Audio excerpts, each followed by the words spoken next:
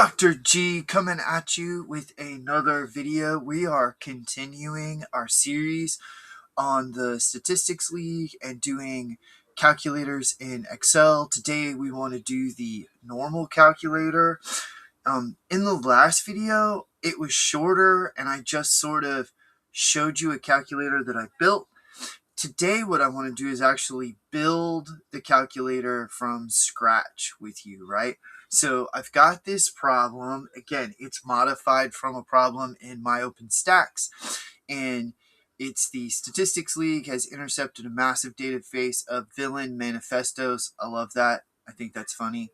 From the Spurious Correlation syndicate, the average number of words in these manifestos is 64,096 with a standard deviation of 17,014. Because villains are highly predictable, the distribution of the word counts is perfectly normal.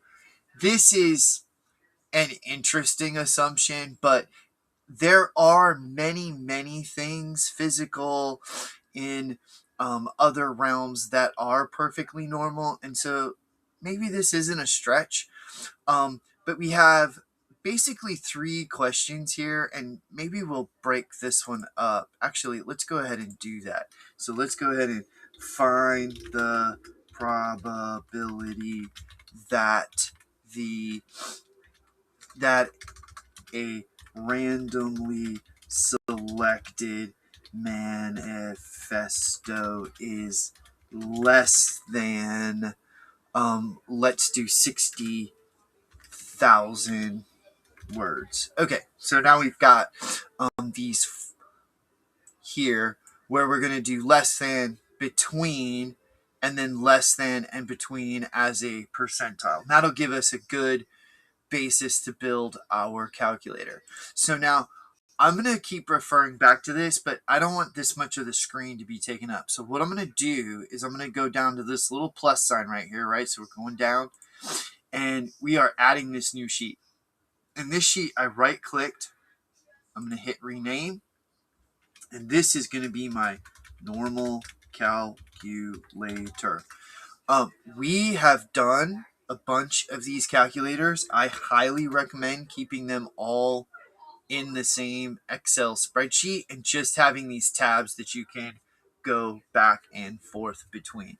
Now, when we are talking about a normal distribution, we need a few things. We need to know the mean, we need to know the standard deviation, and we need to have a value, okay? And I'm going to call this one x1 because we know that there's actually going to be a value x2 for our between problems. Now, this standard deviation is sticking out a little bit, so what we're going to do is we're going to come up here, we're going to move this over just a little bit, okay? And then we're going to go ahead and put our values in here. So if you remember, our mean was 64,096. Our standard deviation was 17,014. And the value, the less than value that we want to start off with is that 60,000. Okay, so now these are values that we need to put in. In our previous calculator, we highlighted those yellow, and that would let you know that these are probabilities that you're going to need to put in. So let me go ahead and go here, and I'm going to go ahead and merge that cell. I'm going to give it a little dark border right here, and inside here I'm going to go yellow highlighted cells are required values. All right. Oh, now I need to right click, and if I format the cell, I need the alignment to be wrap. Okay, so I want to wrap those cells. Oh, I think it was up here. They're always adding new stuff. Okay, now this is great. Okay, now for many of these, and let's go ahead and merge those, and let's go ahead and call this Z scores for the values. Okay. This is super duper common. All right. That your homework problem, your professor will ask for the z-score. So let's find the z-score for x1, and then let's go ahead and find the z-scores for x2. Okay? Now, a z-score is super duper easy. Okay? The formula for a z-score, and when we do formulas in Excel, we start with an equal sign. The formula for a z-score is in the numerator, so I'm going to open my parenthesis, it is the value minus the mean divided by the standard deviation. So that's what we want right there. And then what I typically do is I copy this and I go over here, and you can use a single apostrophe. And that single apostrophe means that even though you have an equal sign there, it's going to render it as text instead of a cell. So that's my formula right there. Okay, that's my formula. Now, I want to do that for x2 as well. And so there's my equal sign, my value minus the mean divided by the standard deviation. And again, I'm going to go ahead and grab that copy. We are going to minus, paste in there. Okay. The reason why the negative 3.7 blah blah blah is because I guess it's, I don't know why. It's really weird. I don't know why it's that negative 3.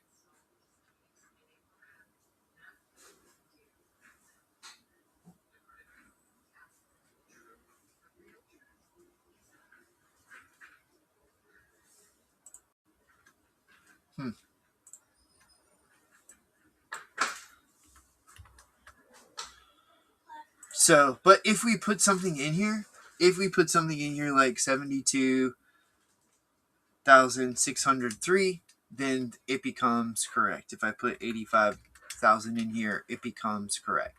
So I'm not sure that one it's blank, why it's that value, but doesn't really matter. Okay, now that's for the z-score. Now, what's really cool is I'm going to skip a line because I hate for stuff to be, well, I want it to fit on the screen. Personal preference. You can skip rows. You can kind of set this up differently if you want. This is the way I'm going to do it just so that it fits for today. I'm going to go ahead and merge now, and then we're going to do the probabilities. Okay? So probabilities is super duper cool. Now what you want to do is you want to put the probability that x, right, and we're going to do the set of all of the values less than x1 is equal to, okay? Now, by default, Excel always does less than, okay? By default, X always does less than. So what we're going to do is we're going to do equals, and then we've got norm. Now, you have two options here, okay? I actually like the norm dot distribution where you put the x, the mean, the standard deviation, and then the cumulative is always true. We're going to put that in there, and then that's going to take the mean standard deviation value. But what you could do, which might be a little bit shorter, is you can do the s, and then all you need is the z-score, and the cumulative is always true. So let's do it this way for the moment because I have it, right? So let's go ahead and put our z-score in, and then our cumulative is always true right here. And I click on enter, and I've got this value. And we could compare that to the norm dot distribution of the x, right? X, and then you've got the mean, and then the standard deviation, and then the cumulative is always true. And you can see you get exactly the same value. So it really depends on whether you set up with a z-score or not. This is kind of shorter. This makes me happy. So I'm just going to leave it like that. I've got the z-score. I'm going to leave it like that. Now, again, this is a formula. I'm going to copy it. I'm going to put my little single apostrophe. I'm going to put in my formula, and I'm going to click enter. So yellow cells are highlighted with required values. Cells that have formulas next to them are calculated outputs from the inputted values. Okay, so we can do whatever we want with these. Now, when we want to find out when x is greater than x1, right? Excel only does less than. So what we need here is the complement rule. And so we're actually going to do 1 minus the less than. So that complement rule is very important a lot of times. And because it is so easy, I'm just going to type it in. I'm not going to copy and paste it. So that gives you your less than. That gives you your greater than. We just need one more.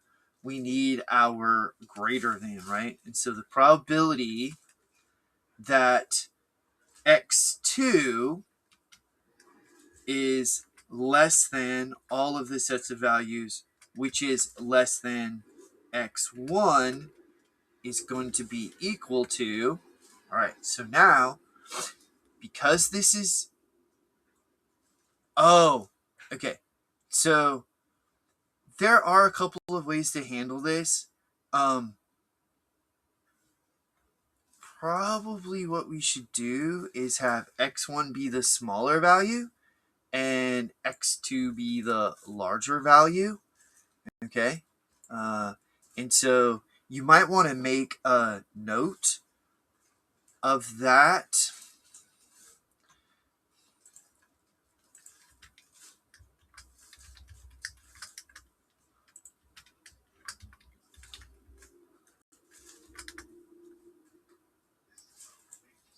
Okay, and then of course if x is going to be between the smaller and the larger value. All right, so because things are going to go from the left, I need the bigger one minus the smaller one. And if I do the bigger one minus the smaller one, this will be great. So we're going to do our norm. Again, our standard deviation, right? I'm going to do the larger value. And again, my cumulative is always true, minus, and then the norm. And again, I'm going to do that standard. And then I'm going to do the smaller one. And then always true. And then I'm going to hit like this. Perfect. Oh. Yeah. Oh, because this is not the smaller value. So let's go ahead and back to our problem. Remember, it's between 72,603 and 82,811. So we've got our 72,603. And then we've got our 82,811 words. And so now, because this is smaller and this is larger, this z-score is smaller, this z-score is larger. So the larger minus the smaller gives us a positive value. And again, I'm going to go ahead and copy that. And then I'm going to go ahead and paste it there. And that makes me happy. You could put a note in here if you wanted to merge. I don't want it to be yellow. Let's make it a light blue. If negative, then the values are reversed. And then all you have to do is just not make it negative. But there's a little note just in case you wanted it. All right. Now, the other thing that this asked for was the 90th percentile for the manifesto. So these are the z-scores and the probabilities. So given a value, you can get a z-score and a probability. Given a percentage, you need something else. So let's go ahead, and this is kind of extended out over here. So let's go over here where I'm past this, And let's go ahead and do mean, standard deviation. And then we don't have value here. We have a probability here. You got a probability here. Okay? And again, I'm going to make these yellow. Right? I'm going to make those yellow. And I have these values over here. Now, it doesn't have to be the same one. So you could do a cell reference, but a lot of times these problems are going to be different. So I'm just going to put the 96 in here, the 17017. If you find that these are typically cell references, you could just do equals, boop. You could do equals, boop, right? And then you can put the probability in. So now what you're going to get out, let's go ahead and merge these, is the values are what's going to come out instead of the probabilities. Okay, so now for less than, which is our typical one, right? And then greater than, right? And that's going to be this direction, okay? And again, I'm just going to slide this over so everything is there, and that makes us happy. This is kind of irritating. I'm going to unmerge this and just go too wide, and there we go. Go ahead and merge. Perfect. Okay. So how do I get the value when you are less than, right? So equals norm. Now, instead of norm distribution, what we're going to have is norm dot inverse. Okay. Now, for the, yeah. So if we do the norm dot s, right, it's going to want the probability in there, and then this has to be a z-score. Oh, no.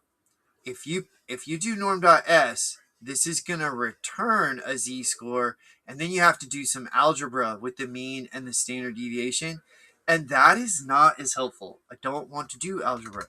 So what I'm going to do is I'm going to let it do the algebra, and I'm just going to do the norm.inverse. And that's going to allow me to put the probability in, the mean in, and the standard deviation in, and then I don't have to worry about doing the algebra. And again, I don't make any modification here because this is a less than, and Excel always does the left tail, the less than. Now it doesn't have a number because I don't have a number in here. But the probability I want is the 90th percentile, and the 90th percentile is 0.9. It's the 90th probability, it's the 0.9 proportion, and so that is great. I think I have a, yeah, so there we go. So there's that. Now, how do I do the greater than? Now, you are not going to be surprised that the greater than requires the complement rule. But where it goes is going to be a little bit different. I'm going to take that 1 minus that probability. Okay, so inside, and now the mean and standard deviation. So the complement rule goes inside the normal dot distribution. So this is going to give me the right tail, and this is going to give me the left tail.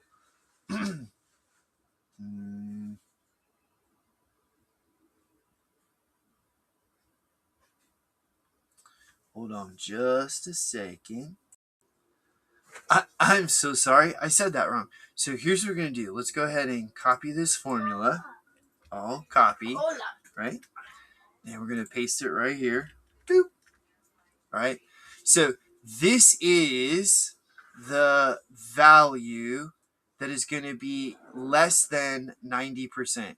So 90% of all manifestos are going to be less than 95,000 words. 90% of manifestos are going to be greater than the 42,000 words over here. So this is actually the lowest 10%, right?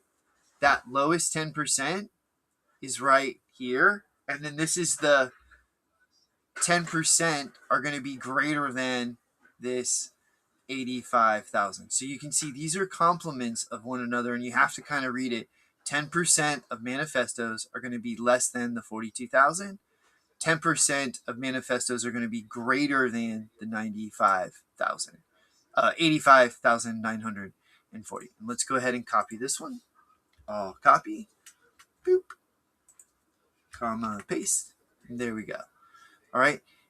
You might want to make a note. You can make a note over here about how to read those, but that is how you read those.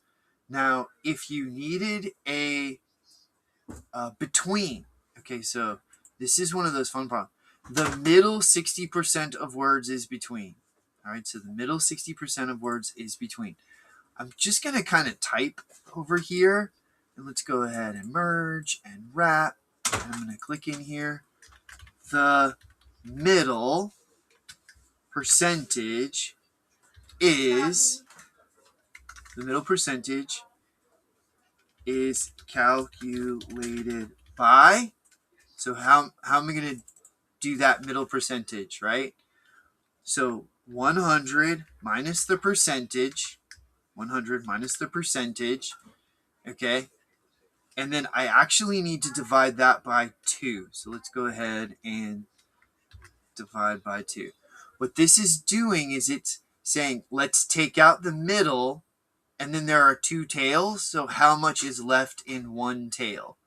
So if I'm doing 60%, right, 100 minus 60 is 40, so 40% is left in 2 tails. 40% divided by 2 is 20%, or 0.2. And so that middle is going to be between 49,700 and 78,400 words for the manifesto. Okay. One of the other super common ones, and then let me just go ahead and slide this over. And again, feel free to make any sort of adjustments to the layout of this. You know what? I actually like it lower. Let's go like this. Boop. I'm going to do this really quickly. I'm going to grab this right here, copy from my own calculator, and we're going to go ahead and paste it in. And this is a sketch. It is super common for them to ask for a sketch of the graph, especially when you have these values over here. And so what I do is, if you look here, I actually take the mean plus this value right here times the standard deviation. So at the standard deviation of 0, 0 times the standard deviation is 0, and so it just leaves the mean, and that's the 64,096, right? And then I just go ahead, and this is now subtract 1. So let me go ahead and fill these in, right? So the idea would be to go equals the mean, right? The mean plus the z-score times the standard deviation. So this is going to be the mean minus 3 standard deviations. And then the secret sauce is the dollar signs, because, oops, that's not the right place for the dollar signs. I want the dollar signs to be here. Okay. Now I can drag this down, and it will fill these all in, and that makes me super happy. All right. Now, these over here are the frequencies, and the reason I put them in red is because this is just to kind of give you the shape of the graph. And so these are just fixed, right? There's no formula here or anything like that. And in fact, what I typically do a lot of times, so I'm not distracted, is I go ahead and clear them out. But what I'll do is if you grab these and you click insert the recommended chart, you'll get a beautiful histogram. You get a beautiful histogram, and when you insert it, it will actually have your mean and your standard deviations up and down. And this is frequently something asked for in different problems. I'm going to resize this just a little bit so it fits better. And this is going to be like my table. Oh, my normal distribution. Right. And then for down here, I'm not going to have values too. I'm just going to let it be values. There we go. Perfect. So now I have this very nice looking normal distribution with my mean and 1 standard deviation, 2 standard deviations, 3 standard deviations above, and then 1 standard deviation, 2 standard deviations, 3 standard deviations below. I can calculate any type of probability from the mean, standard deviation, and values.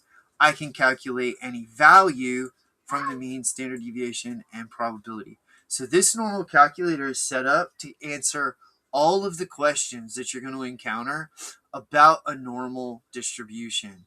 And that makes us happy.